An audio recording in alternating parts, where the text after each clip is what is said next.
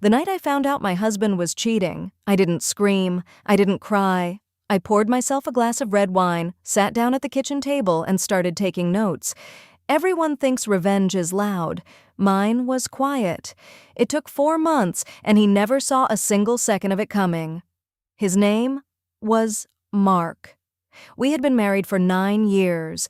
To everyone who knew us, we were the perfect couple. He remembered every anniversary. He brought me coffee in bed. He told me I was the best thing that ever happened to him. And for 9 years, I believed every word. The first crack was small. His phone, which used to lie face up on the kitchen counter, started living face down in his pocket. Then came the late nights at the office, the sudden gym membership, a new cologne I had never bought him. I told myself I was being paranoid, that good wives do not snoop, that trust is the thing that holds a marriage together. But one Tuesday night, his phone buzzed on the nightstand while he was in the shower. A single message lit up the screen. It said, "I cannot stop thinking about last night. It was not from me." My hands did not even shake. That is the part nobody tells you. Sometimes the truth is so heavy that it makes you calm. I could have woken him up, thrown the phone at his head, screamed until the neighbors called the police. Instead, I memorized the number, set the phone back exactly where it was, and lay down beside him. The next morning, I made him breakfast and kissed him goodbye at the door. And then I began. It took one afternoon to put a name to the number. She was a co-worker, younger, someone we had actually had over for dinner once, who had complimented my cooking and hugged me goodbye. The affair was not new. I found hotel receipts going back 7 months, charged quietly to the credit card we were supposed to share. And that was the moment I made a decision that changed everything. I would not get angry. I would get organized. I started a folder, screenshots, dates, locations, receipts, everything time-stamped, everything backed up in 3 places he would never think to look. But the deeper I dug, the worse it got. Because Mark had a second secret, and it had nothing to do with love. He had opened a private bank account I knew nothing about, and for the last year he had been quietly moving our money into it, a little at a time, never enough to notice. Then I found the email. He had already met with a divorce lawyer 3 months earlier. He was not just cheating on me.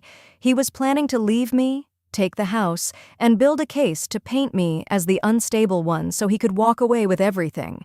He had spent a year preparing to destroy me. He just made one mistake. He assumed I would never see it coming.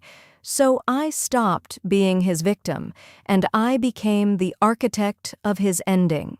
The next week, while he thought I was at yoga, I sat in the office of the best divorce attorney in the city. I handed her my folder. She went quiet for a long time. Then she looked up and said, "Your husband has no idea who he is dealing with, does he?"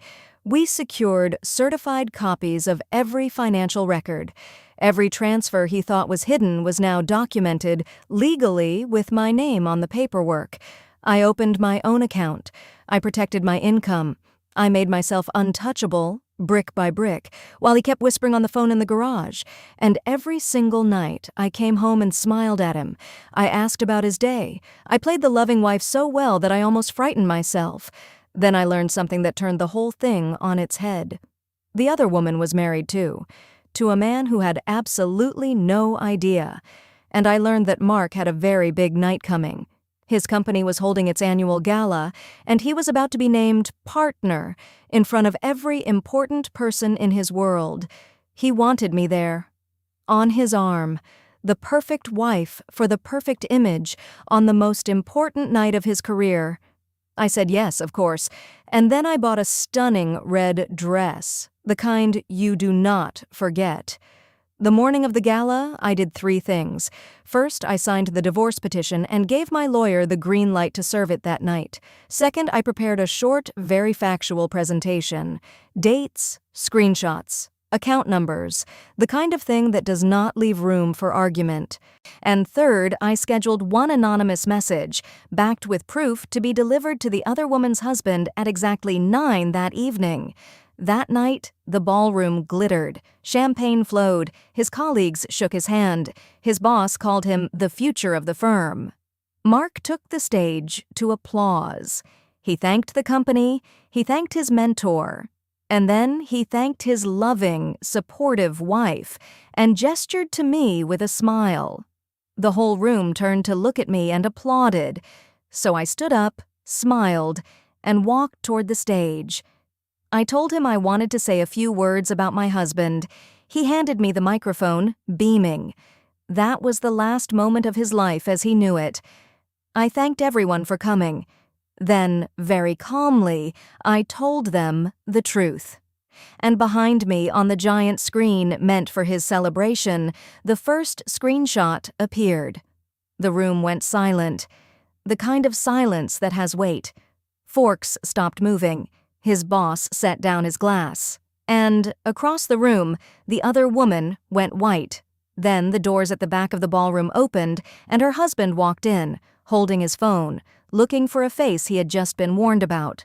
I watched Mark's future partnership evaporate in real time on the faces of the men who were about to give it to him. I set the microphone down gently. I walked over to my husband and I handed him a thick envelope, the divorce papers, served in front of everyone he had tried to impress, and I said the one sentence I had practiced for 4 months. I already took everything that was mine. Goodbye, Mark. I turned around in my red dress and I walked out of that ballroom without looking back, while behind me, his entire carefully built world came apart. By morning, the promotion was gone. The affair was the only thing anyone at that firm talked about. Her marriage was over too. And Mark moved out of our house into a small one-bedroom apartment, alone. Because I had documented everything, the divorce was clean and fast. I kept the house. I kept my savings. I kept my name and my dignity. People still ask me how I stayed so calm through all of it. The truth is that grief and strategy can live in the same body at the same time. I did not end him because I hated him. I ended him because he mistook my kindness for weakness and my silence for surrender. He spent 9 years certain I would never survive without him. He was wrong. I survived beautifully.